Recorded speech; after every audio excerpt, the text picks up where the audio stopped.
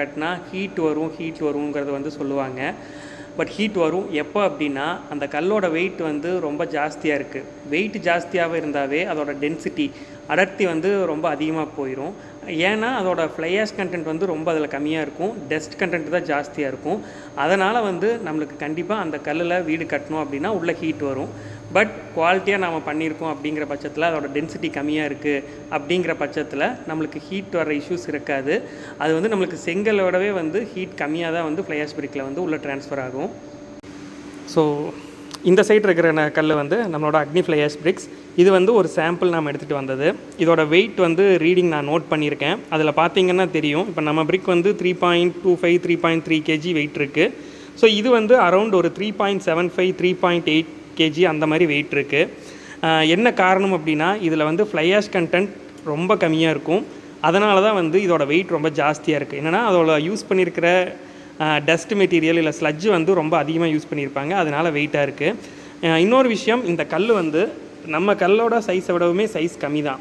So அப்படி இருக்கும்போதே இதோட வெயிட் வந்து ஜாஸ்தியாக இருக்குது. வெயிட் ஜாஸ்தி ஆனாவே கல்லோட டென்சிட்டி வந்து அதிகமாயிரும். டென்சிட்டி அதிகமாச்சுன்னாவே வந்து அதோட ஹீட் ட்ரான்ஸ்ஃபர் வந்து ரொம்ப அதிகமாக தான் இருக்கும். ஸோ அதுக்கான பெஸ்ட் எக்ஸாம்பிள் தான் இங்கே நாம் பண்ணிகிட்ருக்கோம். ஸோ இது வந்து இப்போ கிட்டத்தட்ட பார்த்திங்கன்னா நியர்லி ஒரு 20 மினிட்ஸ் வந்து இந்த ஹாட் பிளேட்டில் வந்து நம்ம ப்ளேஸ் பண்ணி ஹீட் பண்ணிகிட்ருக்கோம். ஸோ இந்த ஹாட் பிளேட்டோட டெம்பரேச்சர் பார்த்திங்கன்னா நியர்லி ஒரு 155-172 டிகிரி கிட்ட வந்து போயிருக்கு. இது கண்டினியூஸாக இந்த 20 மினிட்ஸும் இதே டெம்பரேச்சரில் தான் மெயின்டைன் ஆகிட்டுருக்கு. ஸோ இதில் இப்போ நம்ம 20 மினிட்ஸாக இந்த கல் வச்சுருக்கோம். இனிஷியலாக நான் ரீடிங் எடுத்தப்போ அந்த சைடில் சாம்பிள் பிரிக்ஸை நம்ம ஹாட் பிளேட்டில் வைக்கிறதுக்கு முன்னாடி அதோட டெம்பரேச்சர் ரீடிங் எடுத்திருக்கோம். ஸோ ஆல்மோஸ்ட் சிமிலர் தான். ஒரு 2 டிகிரி வந்து சாம்பிள் பிரிக் ஜாஸ்தியாக இருக்குது நம்ம பிரிக்கை விட.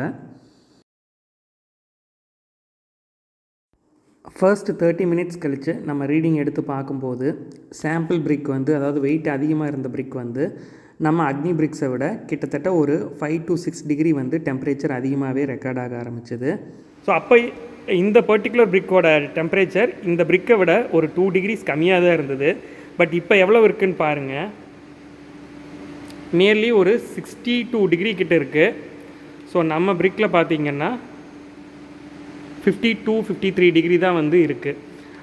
ப்ராக்டிக்கலாக பார்க்கும்போது வந்து நம்மளுக்கு 170 டிகிரி என்விரான்மெண்ட்டில் வந்து ஆக்ட் ஆக போகிறதில்ல. பட் நமக்கு வரப்போகிற மேக்ஸிமம் அந்த 35 to 40 டிகிரி செல்சியஸ்லேயே பார்த்திங்கன்னா நம்மளுக்கு கண்டிப்பாக இதில் வந்து பண்ணும்போது நம்மளுக்கு ஒரு 1 டிகிரி 1.5 டிகிரி வந்து உள்ள ஹீட் வந்து ஜாஸ்தியாக தான் இருக்கும் அப்படிங்கிறது வந்து என்னோடய கருத்து. குவாலிட்டி வைஸ் பார்த்தோம்னா ஃப்ளை ஆஷ் பிரிக்ஸ் பாஸ்ட் ஒரு 5 இயர்ஸுக்கு முன்னாடி இருந்த குவாலிட்டியில் இன்றைக்கி நிறைய இடங்களில் பெரும்பாலும் கிடைக்கிறதில்ல. அதனாலேயே பார்த்திங்கன்னா மக்கள் யூஸ் பண்ணி பார்த்துட்டு என்ன நினச்சிக்கிறாங்கன்னா, ஃப்ளை ஆஷ் பிரிக்கோட தரம் வந்து செங்கலை விட குறைவாக தான் இருக்கும் அப்படிங்கிற ஒரு மனநிலையிலேயே இன்னும் இருக்காங்க. பட் நம்ம குவாலிட்டியாக கல்லை மேக் அவுட் பண்ணோம் அப்படின்னா செங்கலை விட பெஸ்ட் குவாலிட்டியில் நம்மளால் ஃப்ளை ஆஷ் பிரிக்ஸ் கொடுக்க முடியும். நான் வந்து இப்போ ரெகுலராக வந்து ஒரு 2 months 3 monthsஸாகவே வந்து ரீடிங்ஸ் வந்து மந்த்லி ஒன்ஸ் வந்து பிரிக்ஸை வந்து டெஸ்ட் பண்ணிட்டு வந்துட்டுருக்கோம். ஸோ நம்மளோட ஸ்ட்ரென்த்து பார்த்திங்கன்னா ஒயர் கட் பிரிக்கை விடவுமே ஜாஸ்தியாக இருக்குது. அட் த சேம் டைம் நம்மளோட பிரிக்கோட அந்த தெர்மல் கண்டக்டிவிட்டி ஒயர் கட் பிரிக்குக்கும் நம்மளுக்கும் வந்து ஆல்மோஸ்ட் சேமாக தான் இருக்குது. அதாவது கிளே பிரிக்கில் ஒயர் கட் பிரிக்ஸ் வருது இல்லைங்களா? ஸோ அதுவும் நம்ம பிரிக்கும் வந்து ஆல்மோஸ்ட் சேமாக தான் இருக்குது. இன்ஃபேக்ட் சில சமயங்களில் நம்ம பிரிக் வந்து கொஞ்சம் லோவராகவுமே இருக்குது அப்படிங்கிறது பதிவு பண்ணியிருக்கோம்.